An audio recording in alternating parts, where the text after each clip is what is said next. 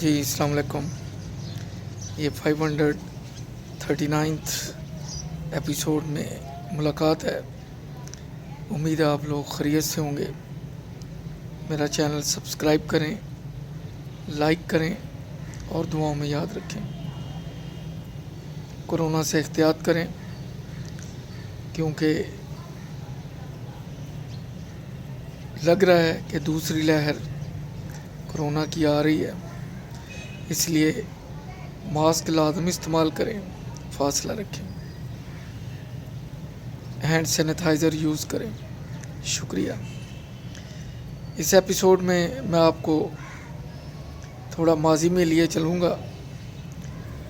جب میں اسلام آباد میں جاب کرتا تھا، پاک secretariat D block,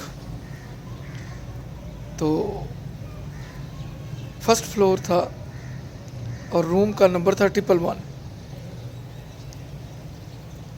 Sialkot district court سے جب میں نے اپلائی کیا، وہاں مجھے جاب ملی. تو اسلام آباد میرے لیے ایک نیا شہر تھا.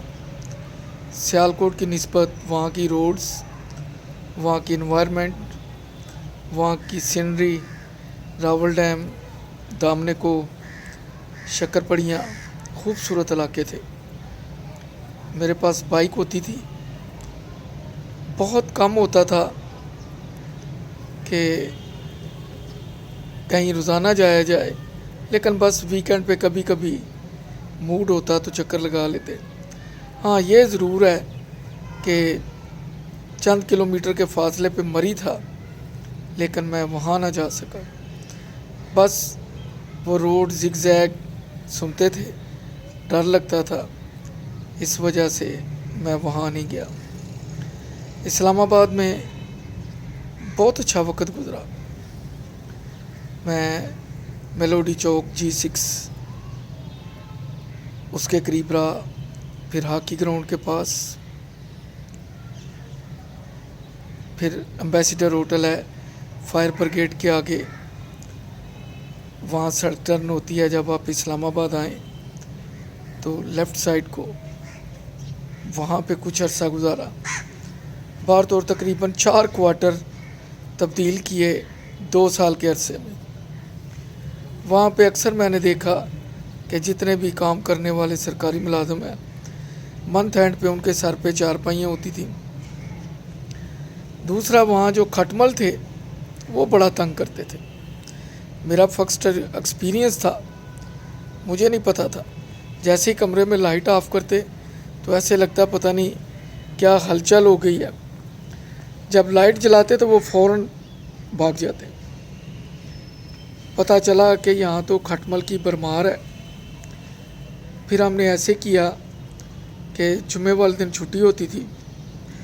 ہر جمعے کو پانی گرم کر کے خوب تو 4 پائی کے پایوں میں ڈالتے تھے، جہاں کہیں ان کے نشان نظر آتے. اس طرح ویک آرام سے گزر جاتا. اسلام آباد میں کھانے کی پرابلم تھی. جو مارکیٹوں میں ہوٹل نما تھے وہ کوئی خاص اسٹینڈرڈ کے نہیں تھے.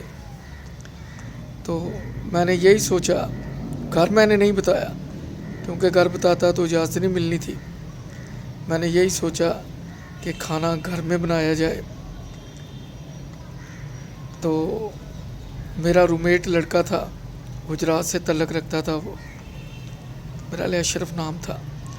فارن آفس میں فراج تھا، PN تھا وہاں پہ. تو میں نے پھر ٹرائی کی. میں نے کہا چلیں خود کو کھانا پکانا سیکھتے ہیں. اس سے پہلے میں ایک کوارٹر میں رہتا تھا، وہاں پہ بنو کے خان صاحب تھے. اس کو میں نے کھانا پکاتے دیکھا. وہ شلگم کو ابال لیا کرتا تھا اور پانی سے باہر نکال لیتا. پھر وہ مسالہ بھون کے وہی شلگم اس میں ڈال کے کوئی 15-20 منٹ پکا کے تو وہ کھانا کھا لیتا تھا. میرے لیے یہ بڑا عجیب منظر تھا کیونکہ میں نے گھر کھانا پکتے ہوئے تو دیکھا تھا، لیکن اس طرح کا نہیں تھا. اب میں گھر سے پوچھ بھی نہیں سکتا تھا کہ کھانا کس طرح بناتے ہیں، کیونکہ مجھے ڈانٹ پڑنی تھی انہیں کہنا تھا کہ یہ کام نہیں کرنا۔ ہمارے روم میں ایک لڑکی بیٹھتی تھی، میں نے اس سے پوچھا، اس نے کہا جی گھر میں میں کھانا پکانے کی ڈیوٹی نہیں ہے، میری ڈیوٹی آٹا گوندنے کی ہے۔ ہاں میں اپنی ماما سے پوچھ کے آؤں گی کہ کھانا کس طرح بناتے ہیں۔ تو میں نے کہا کہ ایسے کرنا، آلو بنانے کی ریسیپی پوچھ کے آنا۔ اس طرح وہ ریسیپی لے کے آئی، تو پہلے دن میں نے گھر میں کھانا بنایا۔ جمعہ بازار لگتا تھا، جو مسجد ہے G6 میں، تو میلوڈی چوک کے پاس، وہاں جمعہ بازار سے سبزیاں، چکن، ہر چیز بڑی سستے داموں مل جاتی تھی اور معیار بھی بڑا اچھا ہوتا تھا۔ لال مسجد، تو وہاں سے آغاز کیا، تو برتن وغیرہ بھی لے لیے۔ اس طرح پہلے دن تجربہ تقریباً کامیاب رہا۔ روٹیاں تندور سے لے آئے اور گھر میں کھانا کھایا۔ خان صاحب کے پاس میں وہاں کوئی 3-4 مہینے رہا۔ پھر جب اس اشرف لڑکے کے پاس آیا تو یہاں پہ آ کے اس نے کہا جی آٹا میں گوندوں گا، روٹی میں بناؤں گا، آپ کھانا بنا لیا کرنا۔ میں نے کہا ٹھیک ہے۔ تو یہ سلسلہ چلتا رہا۔ برتن بھی وہ دھو دیتا تھا، میری بڑی ریسپیکٹ کرتا تھا وہ۔ ٹیٹرا پیک دودھ ملتا تھا۔ ضیاء الحق صاحب کا دور تھا، اس سے پہلے بھٹو صاحب کا دور تھا۔ پکی پکائی روٹی بھی ہوتی تھی، پلانٹ لگا تھا اس دور میں، بھٹو صاحب کے دور میں، پکی پکائی روٹی کا، اور دودھ ٹیٹرا پیک کے نام سے آتا تھا۔ تو ہم دودھ وغیرہ ٹیٹرا پیک کا لے آتے تھے۔ وہ احرام مصر کی طرز پہ بنا ہوا تکونی پیکٹ ہوتا تھا۔ مجھے یاد ہے ایک دفعہ میں دودھ لے کے آیا مارکیٹ سے، اگر اس کو کسی ایسی چھری سے اگر کاٹتے، پیکٹ کو کھولتے جس سے پیاز یا لہسن کٹا ہے، تو بڑا سینسٹیو ہوتا تھا، اس کی سمیل سے وہ خراب ہو جاتا تھا۔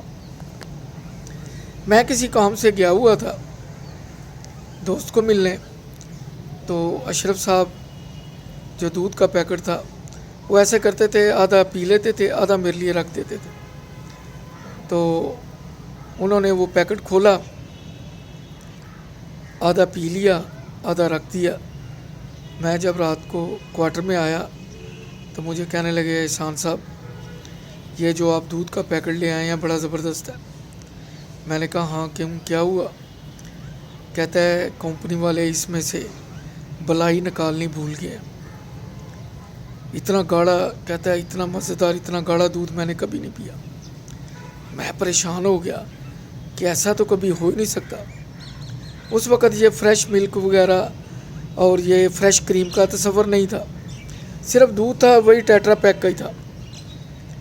خیر، میں جب کچن میں گیا تو میں نے برتن میں سے ڈھکنا اٹھایا تو وہ پھٹکڑیاں بنی ہوئی تھیں، دودھ پھٹ گیا ہوا تھا خراب ہونے کی وجہ سے۔ لیکن اسلم صاحب وہ گٹا گٹ کر کے پی گئے اور مجھے یہ کہا کہ جی اس میں سے ملائی نکالنا بھول گئے ہیں، تو بڑا تھک اور بڑا گاڑھا دودھ ہے۔ میں کچن میں دیکھ کے اسے مسکرا رہا تھا اور اپنے دوست کی سادگی پہ بھی مسکرا رہا تھا۔ میں نے اسے کہا اشرف صاحب ادھر آئیں، آپ نے دودھ پیا ہے؟ کہتا ہے ہاں میں نے پیا ہے۔ کہتا ہے زبردست ہے، آپ ذرا گھونٹ لگا کے دیکھیں۔ میں نے کہا یار میری بات سنو شریف آدمی، یہ دودھ پھٹ گیا ہوا ہے، یہ دودھ خراب ہے۔ کہتا ہے سمیل؟ میں نے کہا سمیل نہیں آتی، دودھ پھٹ جائے تو میں نے کہا سمیل نہیں آتی، اس میں پھٹکڑیاں بنی ہوئی ہیں میرے بھائی، تو آپ نے اسے کیوں پیا؟ کہتا ہے میں نے تو یہی سمجھا کہ گاڑھا دودھ ہے، کیونکہ ٹیٹرا پیک ہے، کمپنی کا ہے، تو کمپنی والے شاید اس میں سے بلائی نکالنا بھول گئے ہیں۔ یہ واقعہ آج بھی یاد آتا ہے تو میں اس کی سادگی پہ مسکراتا ہوں۔ اور وہ جو دن اسلام آباد میں گزرے، ان میرڈ تھے اس وقت، بہت خوبصورت شہر، خوبصورت منظر ذکر کر چکا ہوں، دامنے کو، راول ڈیم، شکر پڑیاں، لیکن کوئی آوارگی کا شوق نہیں تھا۔ واپسی پہ زیادہ وقت کوارٹر میں ہی گزرتا تھا۔ تو یہ مجھے واقعہ اسلام آباد کا کبھی نہیں بھولے گا۔ انشاءاللہ نیکسٹ ایپیسوڈ میں کسی نئے واقعے کے ساتھ ملاقات ہوگی، کیونکہ ماضی کے واقعات یاد بھی آتے ہیں، رلاتے بھی ہیں اور اچھے بھی لگتے ہیں۔ اللہ حافظ۔